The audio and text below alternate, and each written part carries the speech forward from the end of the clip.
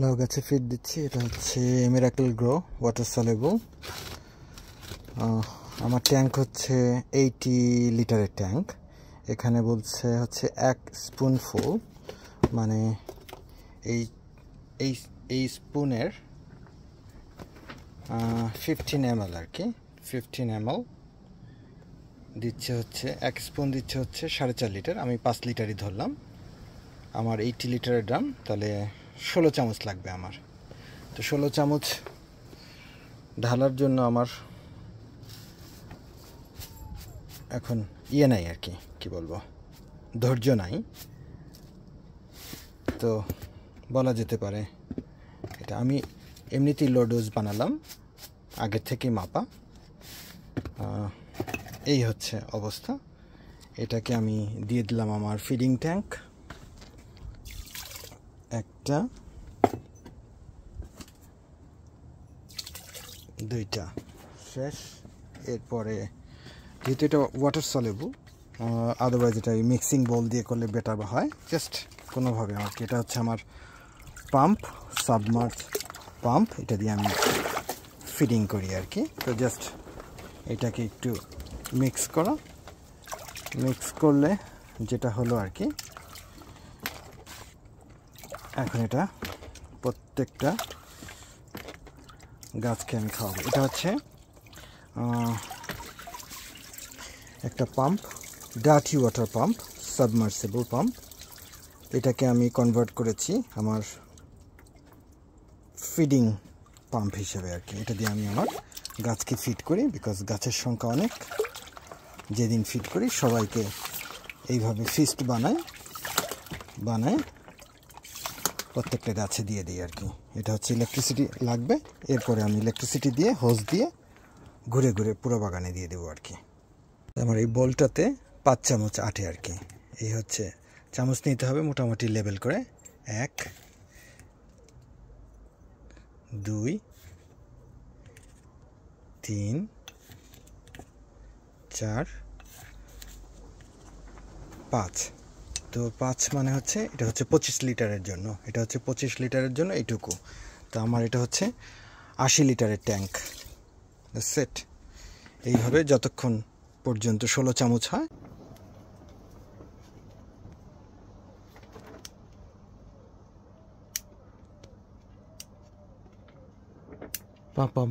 Pump on করে দিলাম।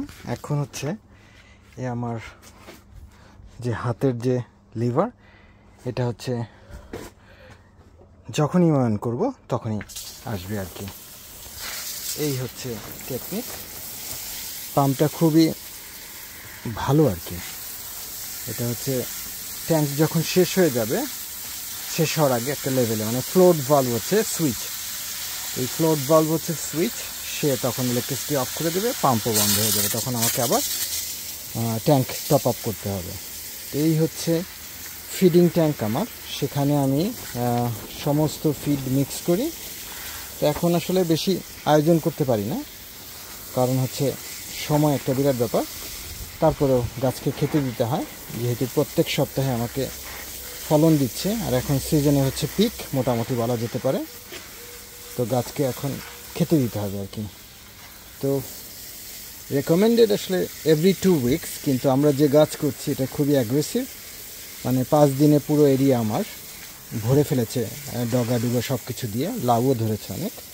তো সেগুলোকে ঠিকঠাক মতো সুস্থভাবে বড় করতে হলে অবশ্যই গাছকে খাবার দিতে হবে। ওয়েদার ভালো আছে, সো গাছকে যথেষ্ট পরিমাণে খাবার দিতে হবে। সেটাই দিচ্ছি আর কি, ঘুরে ঘুরে। আবার নেক্সট উইকে দেবো আর কি, কারণ আমি একটু লো ডোজে দেই, যার জন্য এভরি উইক দিচ্ছি। এবং এরা এখন মানে অ্যাডাল্ট গাছ এবং মিরাকেল গ্রো ওয়াটার সলেবল। আসলে আর কোনো উপায় নেই আর কি।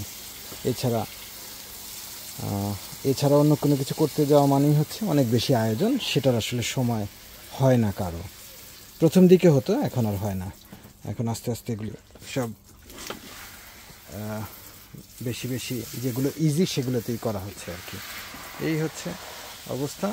আজকে পুরো গাছকে ফিড করব, স্পেশালি আমার পলিটানেল এবং বাইরে লাউ গাছগুলিকে। এই হচ্ছে অবস্থা। মিরাকেল গ্রো ওয়াটার সলেবল, এটা একটা খুবই ব্যালেন্সড মিক্স। এনপিকের যে রেশিও সেটা আসলে যথেষ্ট ভালো আর কি।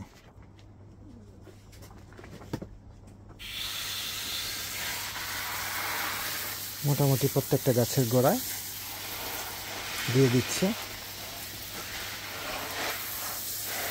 এবং আজকে এক ব্যাগ হর্স ম্যানিউর আবার একটা লেয়ার দিয়েছি মালচ করে, সেটাও ফিড গাছের জন্য। কারণ লাউ গাছ আসলে খুবই অ্যাগ্রেসিভ, খুবই অবস্থা সুন্দর, চারিদিকে লাউ ঝুলছে। তো এখন এদেরকে খেতে দিতে হবে, সুন্দর করে খেতে দিতে হবে। এবং আমার কাছে মনে হয় যাদের অনেক গাছপালা তাদের জন্য এই ফিডিং ট্যাঙ্ক এবং একটা পাম্প আর কি, সাবমার্সেবল ডার্টি ওয়াটার পাম্প, এটা যদি কিনে ফিট করে ফেলা হয় তাহলে আসলে পুরো বাগানে গাছপালাকে আসলে পেট ভরে খাওয়ানোর কোনো কষ্টই থাকে না। আদারওয়াইজ যেটা হয়, আমরা মিক্স করি, বারবার মিক্স করি এবং ক্যানে ভরে ভরে দেই আর কি। সেটা কারণ আমরা যেই বয়সে বাগান করি সেই বয়সে আসলে আমাদের শারীরিক অনেক অক্ষমতা চলে আসে আর কি। তো সেই কারণে বেস্ট হচ্ছে যে একটা ফিডিং ট্যাঙ্ক এবং একটা ওয়াটার বাথ পাম্প অথবা সাবমার্সিবল পাম্প, সেটাকে একটু ঠিকঠাক মতো যদি রেডি করে ফেলা হয়, ইনস্টল করা হয়, তাহলে যে হোজ আছে এক্সিস্টিং হোজ দিয়ে এটাকে লাইনটা চেঞ্জ করে আর কি ফিড করা সম্ভব। আমি সেটাই করি এভরি উইক। জাস্ট গাছকে আমি সুন্দর করে খেতে দিই। মানে এটা হচ্ছে কি যে এরকম সিস্টেম থাকলে পেট ভরে খাওয়ানো যায় আর কি। আদারওয়াইজ দেখা যায় যে ওই 5 লিটারের যে ক্যান, ওয়াটারিং ক্যান, সেই ক্যানটাকে বারবার আমরা মিক্স করছি আর খাওয়াচ্ছি। ওই একটা গাছকে দিলেই দুইটা গাছকে দিলেই মোটামুটি একটা ক্যান শেষ। তো সেটা খুবই লেভারাস এবং ইচ্ছা করে না আর কি তখন খেতে দিতে। কারণ অনেক গাছ সেই গাছগুলোকে ঠিকঠাক মতো খাওয়াতে গেলে অবশ্যই একটা ফিডিং ট্যাঙ্কের ব্যবস্থা থাকা, এবং যদি পাম্প দিয়ে করা হয় তাহলে এটা একটা খুবই আনন্দদায়ক কাজ হয়ে যায় আর কি। সেটাই করছি। মোটামুটি পলিটানেলের ভেতরে লাউ গাছ সব কটা তাদেরকে খাওয়ানো হয়েছে। এখানে এক জোড়া লাউ, এক জোড়া, এই দুটাই টিকবে আর কি, এই দুটাই টিকবে। এরপরে চলে যাচ্ছি বাইরে হচ্ছে আমার এগুলো লাউ, আরও লাউ গাছ, তাদেরকেও আমি খাওয়াবো। একে একে পুরো বাগানে যত লাউ গাছ আছে সবাইকে খাওয়াবো আর কি। এই হচ্ছে। এবং আমি আমার যে ওয়াটারিং গানটা সেটাকে আমি আমার গলায় ঝুলিয়ে ফেলেছি যাতে হাতে দীর্ঘক্ষণ রাখতে কোনো কষ্ট না হয় আর কি। সেটাও একটা বিষয়, যেহেতু আমাদের বাসাতে অনেক ব্যাগের বেল্ট থাকে, সেই ব্যাগের বেল্ট ছোট বড় করা যায় আর কি। সেরকম একটা ব্যাগের বেল্ট যদি আমরা লাগিয়ে ফেলি তাহলে খুবই সম্ভব আর কি।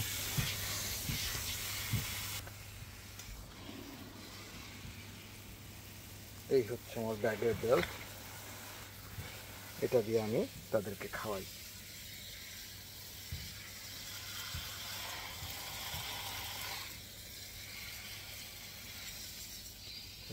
অফ করলেই বন্ধ, আবার অন করলেই হয়ে গেল। খুবই সুন্দর ব্যবস্থা। প্রত্যেকটা গাছকে ঘুরে ঘুরে খাওয়াবো আর কি। এই যে এখানে দিচ্ছি, এরপরে ওখানে চলে গেলাম, এরপরে লাউ গাছ। এইভাবে পুরো বাগান আমি খাওয়াই দিই ওদেরকে। তখন ফিডিংটা আসলে খুবই একটা ফান জব। আদারওয়াইজ প্রত্যেকবার মিক্স করো আর এটা করো, বিরক্তিকর, ভালো লাগে না। ঠিকঠাক মতো একটা গাছকেই হয়তো 5-7 লিটার দেওয়া যায়। এই হচ্ছে অবস্থা। এদেরকে খাওয়ালাম, এখন চলে যাব হচ্ছে এখানে। এই ট্রেতে আমি দিয়ে দিচ্ছি, এখান থেকে ওরা পেয়ে যাবে গাছগুলো। খুবই সুন্দর অবস্থা গাছের আজকে। গাছ ভর্তি শুধু ফুল আর ফুল। এই আর একটা ছোট বেড, এখানে লাউ গাছ আছে, লাউ গাছ উঠে গেছে মাচায়, পুরো মাচায়। কঠিন অবস্থা। পুরো এই এলাকা আর কি মানে অন্ধকার হয়ে গেছে লাউ গাছের জন্য। এটা শেষ করলাম, এটা শেষ করে চলে যাব আবার আরেকটা জায়গাতে, আরেকটা চাষে। এই হচ্ছে অবস্থা। এখানে আবার কিছু লাউ গাছ আছে আমার, এগুলোকে আমি দিয়ে দিচ্ছি। পুরো বাগানটা এইভাবে দিয়ে দেওয়া যায়। গাছের গোড়া দেখলেই বোঝা যায় এরা কী পরিমাণে স্ট্রং। এবার খুবই আসার কথা যে একটা গাছও মানে স্টেম রট শুরু হয় নাই, যেটা খুবই গত বছর আমার ফলন সব নষ্ট করে ফেলছিল স্টেম রটে। এবছর সেই তুলনায় স্টেম রট একটাতেও দেখা যায় নাই। এরপরে নেক্সট উইকে যখন আসবো, কারণ আস্তে আস্তে তো ঠান্ডা পড়া শুরু করবে, গাছের গোড়াগুলি যেখানে এয়ার রুট আছে ওগুলোকে মাটি দিয়ে ফিল করে ফেলবো, যাতে মানে ব্যাকআপ রুট হিসেবে একটা গাছটার সাপোর্ট থাকে আর কি। কোনো কারণে মেইন স্টেম পচে গেলে তখন ওটা দিয়ে আবার সে সারভাইভ করতে পারবে। ইচ্ছা আছে নেক্সট উইকে। এই হচ্ছে অবস্থা। এখানে একটা আমার গাছ আছে, এখানে এটা হচ্ছে জেসমিন, খুবই সুন্দর অবস্থা, ফুল ভর্তি গাছে, এটাকে দিলাম। এরপর হচ্ছে আমার হ্যাঙ্গিং বাস্কেটে দিয়ে দিচ্ছি। এখানেও খুবই সস্তা, এদেরকে আমি ফিড দিচ্ছি। এরপরে একটু বন্ধ করে আমি চলে যাব হচ্ছে আমার ফিডিং ট্যাঙ্কে। কী অবস্থা, ওয়াটার লেভেলটা দেখব। ওয়াটার লেভেল এখন মোটামুটি নিচে চলে গেছে, অলমোস্ট 60 লিটার চলে গেছে, আরও 20 লিটারের মতো আছে। তা আমি লাউ গাছকে আরও খেতে দিব আর কি, আরও দেব, কারণ লাউ গাছই হচ্ছে আমার মোটামুটি বেশি অ্যাগ্রেসিভ, এদেরকে দিতে হয় আর কি বেশি বেশি করে খাবার। তো আমি ফিড করতে থাকি। এরপরে আগামী সপ্তাহে হয়তো এই লাউটা হারভেস্ট করতে, আগামী সপ্তাহে এইটা আর এইটা হারভেস্ট করতে পারবো। খুবই সুন্দর অবস্থা। 10 মিনিটের ভিতরে আমার 80 লিটার শেষ। এখন আবার এটাকে ফিল করছে।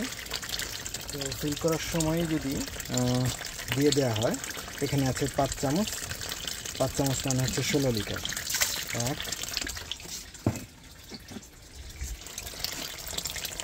2 3, তাহলে 15 চামচ, 5 লিটার করে 80 লিটার ট্যাঙ্ক। এটা হচ্ছে সেই পাম্প, এবং পুরোটা হচ্ছে হোস পাইপ। সেই হোস পাইপ দিয়ে পাম্পটা অপারেট করে হচ্ছে এই ট্রিগারে। যখনই অন করা হয় প্রেশার ডিফারেন্সের জন্য সাথে সাথে পাম্প অন হয়ে যায় আর কি। এই হচ্ছে মেকানিজম। এটা হচ্ছে আমার নিজের বানানো, অনেক আগে আপনারা দেখেছেন। ওয়াটারিং ল্যাচ, বাঁকা হয়ে দিতে হয় না, সোজা দাঁড়িয়ে দাঁড়িয়ে এটা ওয়াটারিং করা যায়। এবছর এটার সঙ্গে যেহেতু হাতে ব্যথা করে, এই জন্য এবছরে এখানে আমার একটা টুল বক্সের যে বেল্ট থাকে সেই বেল্ট এটাকে লাগিয়ে নিয়েছি। মোটামুটি সুন্দরভাবে মানে গলার উপরে এবং শোল্ডারের উপরে স্ট্র্যাপের মতো থাকে, খুব সুন্দরভাবে দাঁড়িয়ে দাঁড়িয়ে আর কি, মনে হয় যে AK-47 দিয়ে ওয়াটারিং হচ্ছে আর কি, এরকম একটা ব্যাপার। খুবই ইন্টারেস্টিং। এখানে একটা ফ্লেক্সি দেওয়া হয়েছে যাতে আমি যখন বিভিন্ন জায়গায় টুইস্ট অ্যান্ড টার্ন করি যাতে কোনোভাবে অসুবিধা না হয় আর কি। এটাকে আবার রিফিল করা হচ্ছে, রিফিল করে 80 লিটার যখনই এটা ভরে যাবে তখনই আবার দেওয়া শুরু করবো আর কি। ট্যাঙ্ক রেডি, এখন আবার এটাকে দেওয়া শুরু করব। পাম্প অন হয়ে গেছে।